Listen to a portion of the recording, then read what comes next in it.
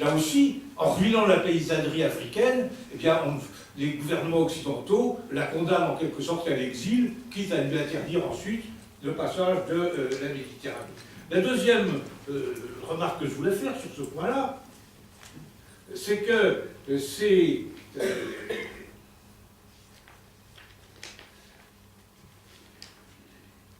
décisions de migration en fonction de la désespérance, eh bien, c'est une décision qui est une décision rationnelle. Certains d'entre vous ont peut-être lu le livre d'Albert Hirschman, qui s'appelle, en anglais, le titre c'est Exit and Voice, je crois que le titre français c'est Défection et prise de parole, et où Hirschman tient le raisonnement très simple suivant. Il dit, mais en face d'une situation que vous jugez insupportable, vous avez toujours deux solutions. Soit vous pouvez protester contre cette situation ou essayer de la transformer, soit vous pouvez prendre la fuite et partir ailleurs. La première solution, c'est sans doute la meilleure, protester et changer la situation, seulement elle exige deux choses.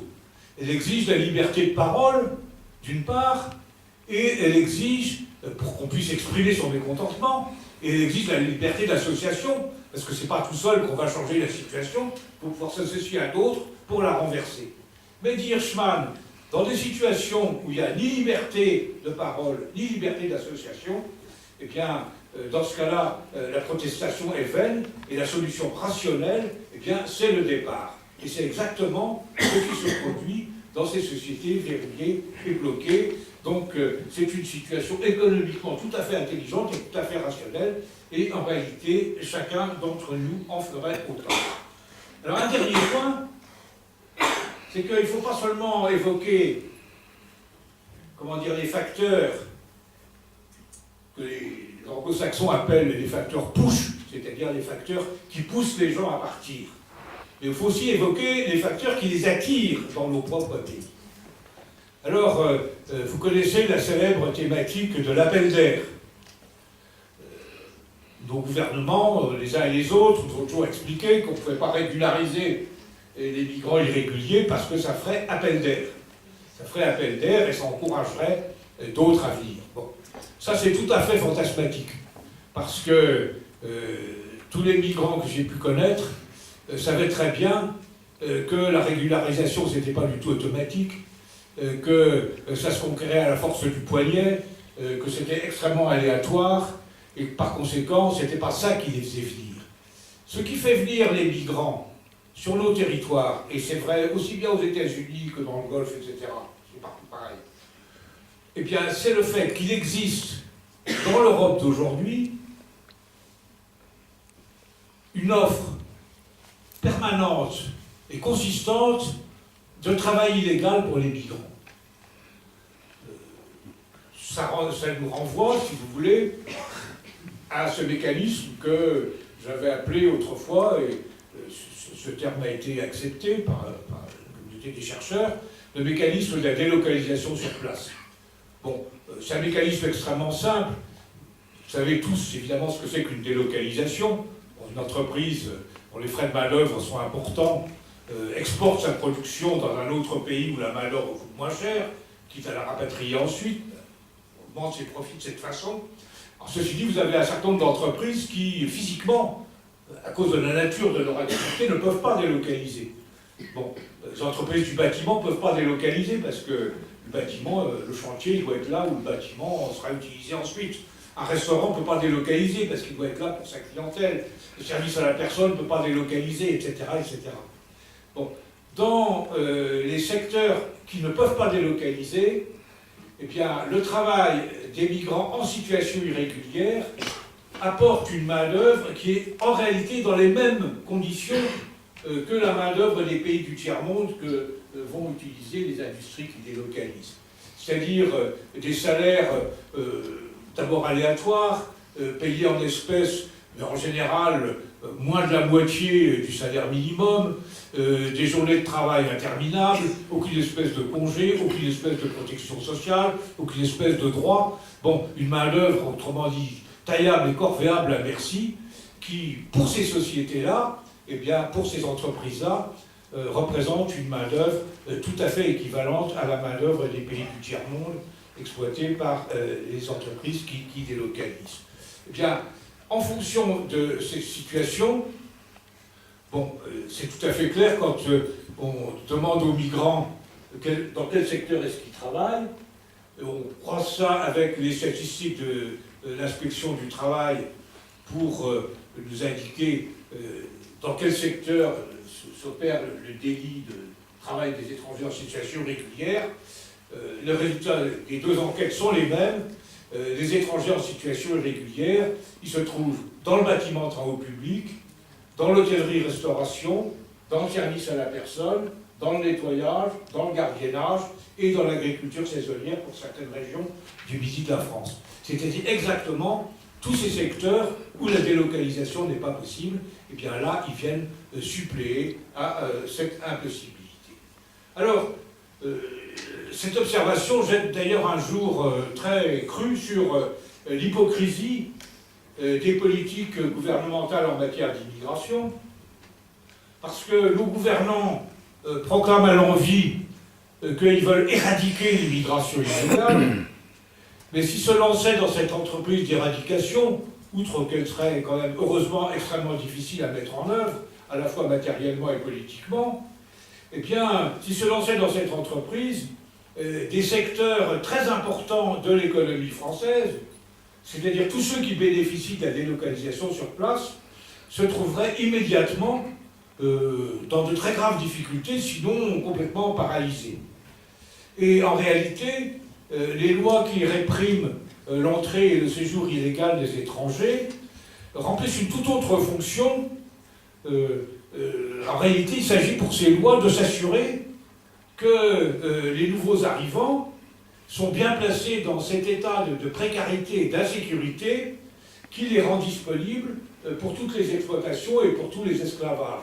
Si on éradiquait l'immigration illégale, eh bien, la délocalisation sur place ne serait pas possible. Pour qu'elle soit possible, il faut donc qu'il y ait une certaine tolérance par rapport à cette immigration illégale. Alors on prend les lois qui sont suffisantes. Effectivement, il y a 30 000 expulsions par an, mais sur une population, un effectif que l'on évalue à 4 à 500 000, eh bien, la possibilité de l'expulsion, elle hante effectivement les esprits de chaque sans-papier, et elle aboutit à faire que vivre dans la condition de sans-papier, c'est vivre dans la peur permanente d'être interpellé, d'être expulsé, mais ceci dit, en même temps, elle maintient cette espèce de volet de 4 ou 500 000 personnes qui sont nécessaires à la délocalisation sur place. Alors, cette politique, elle vise donc à maintenir une certaine couche permanente, un certain volant permanent de travailleurs irréguliers, à maintenir ce volant dans la peur. Il faut dire que, heureusement, en France au moins, eh bien, c'est une politique qui atteint ses limites, et les récentes grèves des travailleurs sans papier des années 2008, 2009, 2010 montrent bien que cette politique d'intimidation atteint de plus en plus difficilement ses objectifs. Alors, troisième point, en période de chômage, nous dit-on, il est impossible d'accueillir de nouveaux migrants. Alors ici encore, malgré son évidence apparente, eh bien, le propos repose sur une analyse fausse. Premièrement, les travailleurs étrangers qui proviennent de pays extérieurs à la communauté européenne sont en réalité victimes d'un chômage 2 fois plus élevé que la moyenne nationale. Ces travailleurs étrangers, 20% d'entre eux sont privés d'emploi, alors que ce chiffre n'est que de 9% pour les nationaux ou pour les étrangers ressortissants de la communauté européenne. Alors, cette différence entre les deux chiffres de chômage illustre bien un premier rôle joué par le travail étranger en matière de chômage. Ce rôle, c'est celui de matelas protecteur. En cas de crise particulière ou générale, eh bien, les travailleurs étrangers, souvent moins qualifiés et par ailleurs privés du droit de vote politique, sont en règle générale les premiers licenciés, et en particulier ce sont eux qui ont fait en priorité les frais des grandes opérations de restructuration industrielle des années 1970 et 1980, dans la métallurgie, dans la sidérurgie, dans l'automobile, etc., etc. si leurs emplois avaient été tenus par des Français, eh bien ce sont ces Français qui auraient été frappés, et la proportion des chômeurs nationaux se serait accrue d'autant. Ce rôle de matin protecteur a été très bien mis en lumière par un chercheur qui s'appelle Claude Valentin Marie, et qui par ailleurs était le directeur de la recherche à la direction de la lutte contre le travail illégal.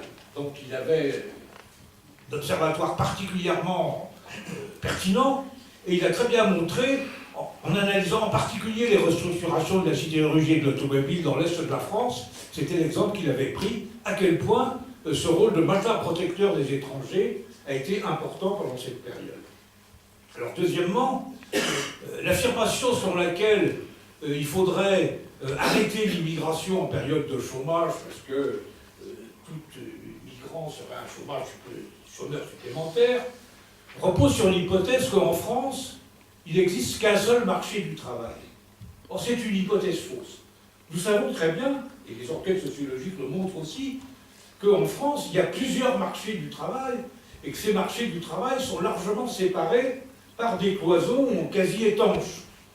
Dans des secteurs comme le bâtiment, comme la restauration, en tout cas la restauration pour ce qui est de la cuisine et encore plus de la plonge, eh bien, ce sont en réalité des zones qui sont pratiquement réservées à des étrangers. Il y a un jeune sociologue qui s'appelle Nicolas Jounin, et qui avait décidé de faire une enquête sur les conditions de travail des manœuvres du bâtiment dans la région parisienne.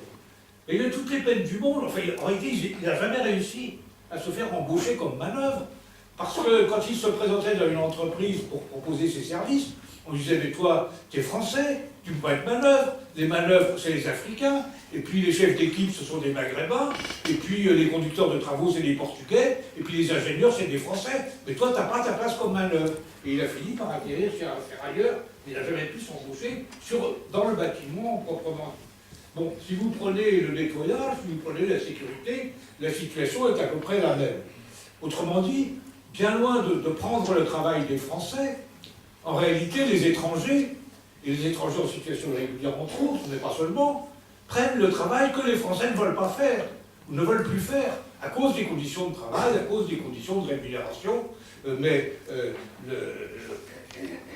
prendre également un oracle bien placé, le président de la Fédération patronale de la restauration, M. Daguin, nous a bien expliqué qu'il y avait 50 000 places disponibles dans la restauration, et qu'il ne trouvait aucun Français pour le faire, et que par conséquent, il était pour une régularisation assez large des travailleurs migrants, de telle façon qu'ils puissent les embaucher pour combler ces vides.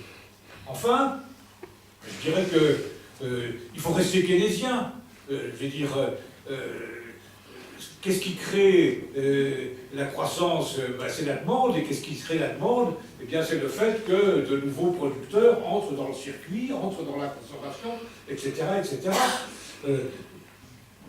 Dans notre collectif parisien de sans-papiers, nous avions en particulier quelque chose comme 1 millier de travailleurs chinois en situation irrégulière. Bon, ils ont été régularisés pour la plupart d'entre eux entre 1997 et 2000, et ils se sont constitués dans une association pour obtenir la suite de leurs droits. Bon, parce que avoir les papiers c'est une chose, mais ensuite il faut avoir la sécurité sociale, etc., etc., ça n'allait pas de soi. Alors, on a pu suivre du coup leurs activités.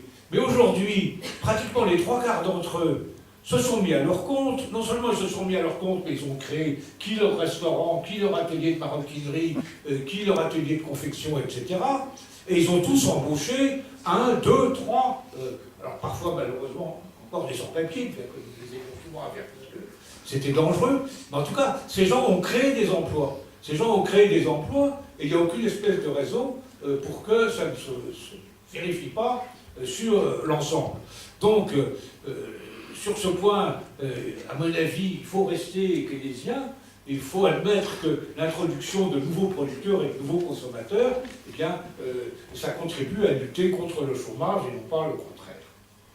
Alors, dernier axiome, et puis j'en resterai là, on nous dit, ah oui, mais parce qu'il faut être un peu positif quand même, alors nos gouvernants nous disent, bon, pour en réalité résoudre le problème de la migration, eh bien, il faut développer les pays de départ de telle façon que les gens n'aient plus envie de migrer et qu'ils se décident à vivre et travailler au pays, comme on disait autrefois. Alors, en premier lieu, première remarque qu'on pourrait faire, c'est que si cette proposition est vraie, ben, il serait temps, grand temps, de passer de la parole aux actes. Je veux dire, ça fait quand même maintenant de 30 à 40 ans que la tâche de développement est posée comme prioritaire. Qu'est-ce qu'on a fait pendant cette période pour mettre en œuvre les mesures dont tout le monde sait qu'elles sont nécessaires au développement? Qu'est-ce qu'on a fait pour annuler la dette des pays du tiers-monde?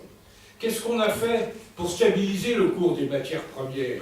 Qu'est-ce qu'on a fait pour empêcher la détérioration continue de termes de l'échange au détriment des matières premières et au profit des produits manufacturés? D'autre part, si l'aide au développement est tellement importante, pourquoi est-ce que l'aide publique française au développement est en diminution constante? Elle devait être à 0,60% du PIB français, elles sont à l'heure actuelle de 0,30 à peu près, et elles sont en baisse. Bon, enfin, pourquoi ces accords de partenariat économique dont j'ai parlé tout à l'heure et qui contribuent à ruiner les agricultures africaines? Donc, premier point, mettre les actes en accord avec les discours. Mais deuxième point, il est tout à fait vain d'opposer migration et développement. Parce que les deux phénomènes, migration et développement, ne sont pas antagonistes. En réalité, ils sont complémentaires. Chacun sait bien aujourd'hui, et tout le monde, y compris dans les sphères officielles, que les sommes envoyées aujourd'hui par les migrants dans leur pays d'origine, les sommes qu'ils envoient à leurs proches restés au pays, sont quantitativement et qualitativement extrêmement supérieures à l'aide publique des pays riches aux pays en voie de développement. Les chiffres sont respectivement, à l'échelle mondiale, de 150 milliards de dollars contre 100 milliards de dollars. En plus, il faut poser le problème du point de vue qualitatif. D'abord, il faudrait examiner de près la nature exacte des dépenses qui sont considérées comme faisant partie de l'aide publique au développement. Et on aurait bien des surprises si on procédait à cet examen. Parmi ces dépenses, on trouverait par exemple les frais liés à la coopération militaire. La coopération militaire de la France au Tchad est comptée parmi l'aide que la France apporte au développement du Tchad. Il faut compter, on trouve dans ces sommes soi-disant liées au développement, les sommes consacrées au rapatriement des irréguliers expulsés, etc. Et enfin, qualitativement, il est bien clair que l'avantage des sommes envoyées par les migrants à leurs proches, c'est que ces sommes parviennent effectivement à leurs destinataires, qu'elles servent à construire des écoles, à construire des dispensaires, à creuser des puits, à tracer des routes, etc. Alors que chacun sait bien que l'aide publique au développement, pour l'essentiel, se perd, soit dans les sables du gaspillage, soit dans les marécages de la corruption. Alors, dans ces conditions, il est bien clair que tout accord sincère de développement, tout accord sincère de coopération entre l'Europe et l'Afrique, en particulier, devrait impliquer une clause de libre circulation qui permettrait aux migrants de venir gagner en Europe leur subsistance et celle de leurs proches, et de repartir ensuite dans leur pays au moment qu'ils jugeraient utile, et avec la formation et les compétences qu'ils auraient acquises durant leur séjour à l'extérieur, et ce serait certainement une manière particulièrement efficace d'aider au développement de ces pays. Enfin, et ça sera ma dernière remarque sur ce point-là, eh bien, tous les experts s'accordent à reconnaître qu'au moins à court et à moyen terme, et les expériences, en partie en Asie, ont été tout à fait claires sur ce point-là, le développement, bien loin de tarir les migrations, au moins pendant un premier temps, un premier terme qui compte de 10 à 20 ans, augmente la migration. Et c'est le célèbre Migration Hub. Hub, c'est la bosse du bossu pour les Anglais. Et c'est le profil de la courbe de la migration en fonction du développement. Pendant une première période de développement, le développement, bien loin d'arrêter la migration, la facilite et la croît. Et ça se comprend très bien. Qu'est-ce que c'est que le développement? Ben, c'est le passage d'un système économique archaïque, périmé, inefficace, à un système plus moderne. Bon, et en particulier, ça implique un certain transfert de l'agriculture vers l'industrie et les services. Bon, mais ce processus de mutation, il ne se fait pas en un jour. Il se fait sur une certaine durée, et au cours de cette durée, il y a un moment où l'ancien système est complètement disloqué, dégradé, et ne remplit plus ses fonctions antérieures, alors que le nouveau système n'est pas encore vraiment en place et ne peut pas accueillir les gens qui gagnaient leur vie dans l'ancien système. Et très concrètement, ça veut dire que vous avez une agriculture qui progresse, dont la productivité s'améliore, qui par conséquent libère de la main-d'œuvre.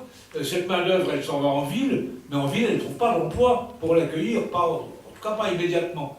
Et donc il y a une espèce de période de jeu et de flottement dans le courant du processus de développement qui fait que les gens, n'ayant plus d'emploi à la campagne, pas encore d'emploi en ville, eh bien qu'est-ce qu'ils font? Ils prennent le chemin de l'exil.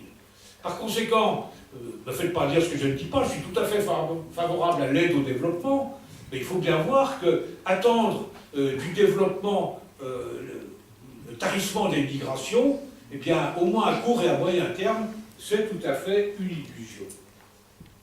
Alors, que conclure? Ben, deux points.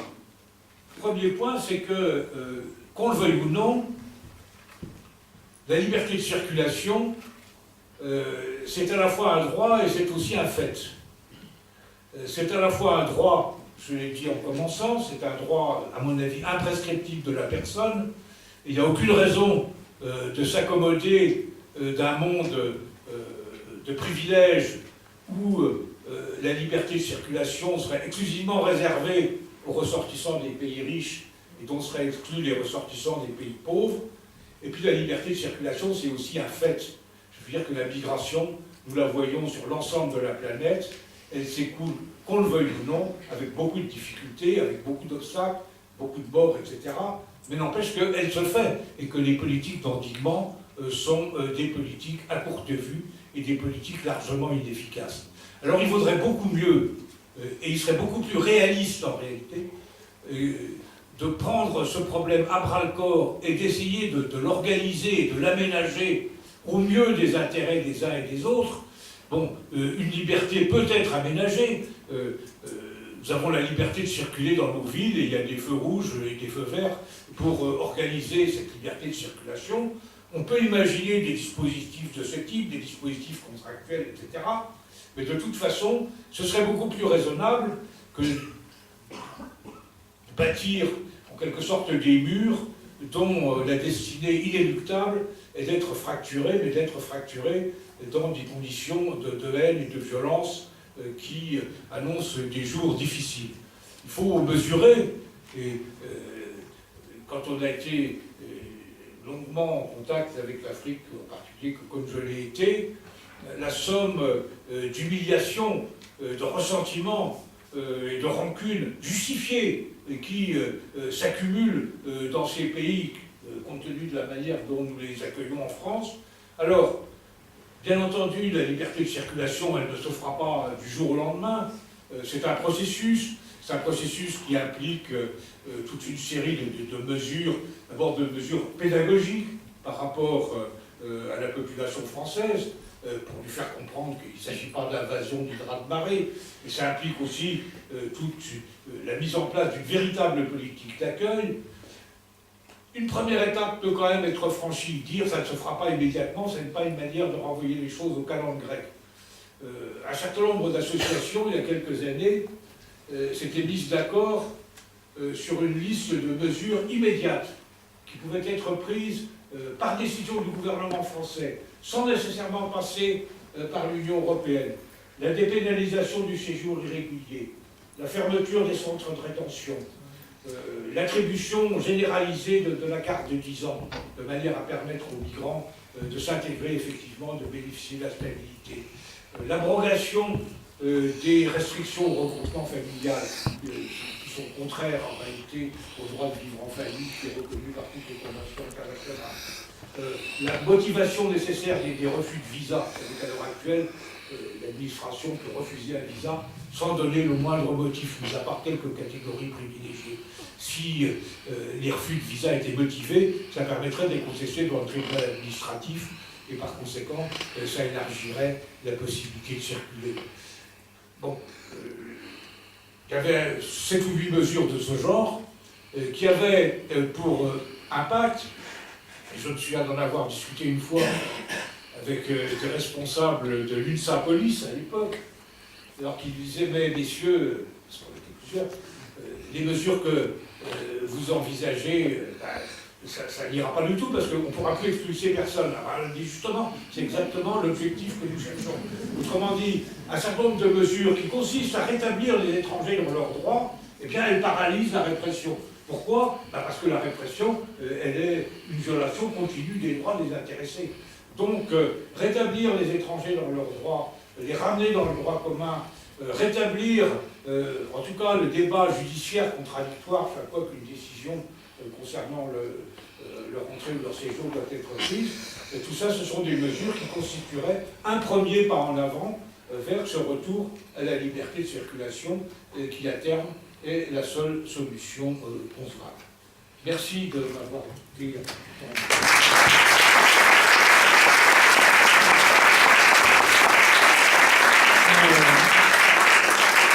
Merci Manuel, c'était vraiment bien complet. C'est ce que j'avais écouté il y a déjà un certain nombre d'années à l'université d'Attaque, et je retrouve tout à fait le discours. Et je trouve que c'est important par rapport à tout ce qu'on entend sur ils ne peuvent pas s'intégrer, les problèmes de religion, c'est-à-dire qu'on prend les problèmes de la surface des choses, des prétextes, pour éviter de discuter du fond du problème comme il vient d'être exposé. Alors, on va passer la parole à... Il y a des questions, des interventions. Quel est le monsieur là qui vient demander tout à l'heure? Rentrez même. Bonsoir. Merci Emmanuel pour cette petite conférence très complète. Je m'appelle Benoît Boucher du réseau Éducation sans frontières 78. En fait, ce que je voulais vous dire ce soir, c'est qu'il y a 5 ans, avec le réseau, on a créé un groupe de jeunes pour lutter contre les lois de Sarkozy. Un groupe de jeunes majeurs scolarisés sans papier.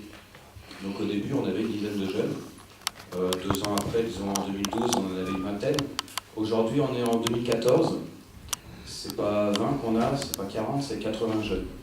On a 80 jeunes majeurs scolarisés sans papier, c'est-à-dire que c'est des jeunes qui ont 18 ans, qui sont majeurs, et qui veulent toujours aller à l'école, mais ils ont des gros problèmes pour continuer leurs études.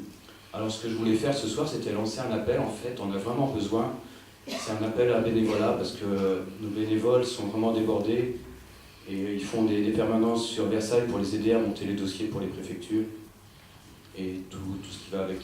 Donc si ce soir dans la salle, il y a des gens de bonne volonté qui ont du temps à consacrer à ces jeunes, et pour nous aider, vous êtes les bienvenus, donc je suis là, et puis je peux vous donner les coordonnées.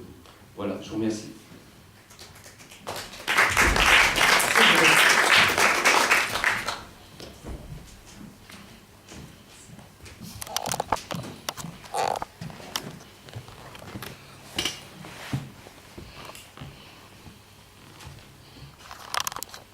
Merci. Bonsoir, c'était effectivement très bien et très complet, et je partage énormément de choses, donc je vais insister que sur les choses qui me posent question, c'est ce qui est le plus intéressant dans le débat. Donc moi je suis militant à Attaque, je suis en SF, tout ça, les sans-papiers, je suis enseignant en trappe, donc j'en ai plein, je fais des lettres, je fais tout ce que je peux, donc voilà, je suis de ce côté-là de la barrière, mais je ne m'empêche pas de réfléchir à une sorte de contradiction que je vois dans le discours quand on est de la gauche radicale comme moi, qu'on n'est pas keynésien, qu'on est anticapitaliste, qu'on est contre la croissance, donc objecteur de croissance,